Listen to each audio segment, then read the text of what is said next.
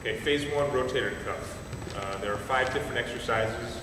Each, we're going to hit all 4 of the rotator cuff muscles. First one, you can have the client sit on a bench and grab a light dumbbell. A typical male athlete, you would start with about 3 pounds, maybe 2 pounds. A female athlete, usually about 2 pounds. If you have somebody who has a shoulder injury or is coming off surgery or something like that, you wouldn't use any weight at all, just the weight of their arm. Okay, in this case, I'll give Edwin a 3-pound dumbbell. And what you're going to do is you're going to line their elbow up so it's directly in front of their shoulder. Okay? Elbows should be at 90 degrees. All right, now Edwin, you're going to keep your elbow, right on my finger. And I'm not going to move my finger if he moves his elbow. I'm going to keep my finger right where it is in 3-dimensional space.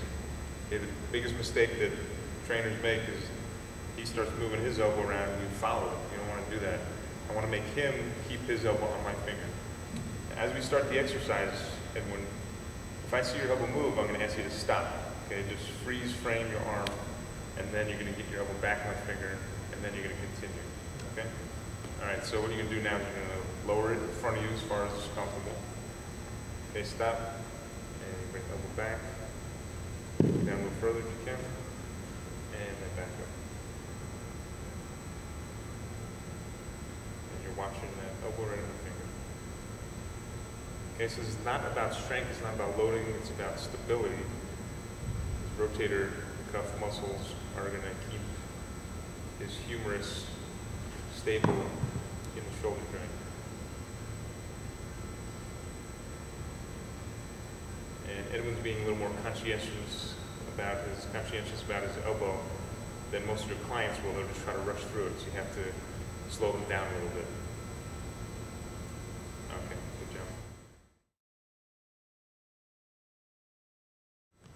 Okay, the next one, we're going to bring his elbow to the side of his body. And I'm going to do the same thing with my elbow, with my finger on his elbow. Okay, go ahead, go down. Now, ideally, he goes down past 90 degrees, or even a little bit further than that. But you don't want the shoulder to pop up because he's trying to go down too far. I want you to do an example of that. Try to go down like too far, and you see the shoulder kind of pop up a little bit. That's a little too far. And so keep your elbow right here, shoulder right there.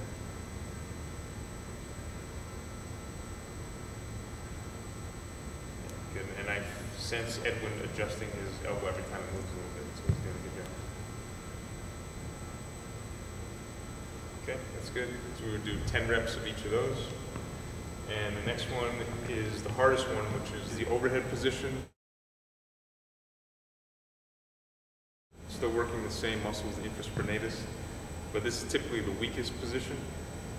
So what you're going to do is you're going to set up the bench on a slight incline and have the athlete laying flat on his stomach so his chest is up at the top of the bench. And then you're going to bring your elbow up above your shoulder height, a little bit above the ear, and I'm going to put my finger right on his elbow, and now you're going to rotate down as far as you can, and then up as far as you can. And the range of motion on this is a lot less, but that's normal and expected. Also, it's usually the weakest position, so you might have to lower the weight a little bit.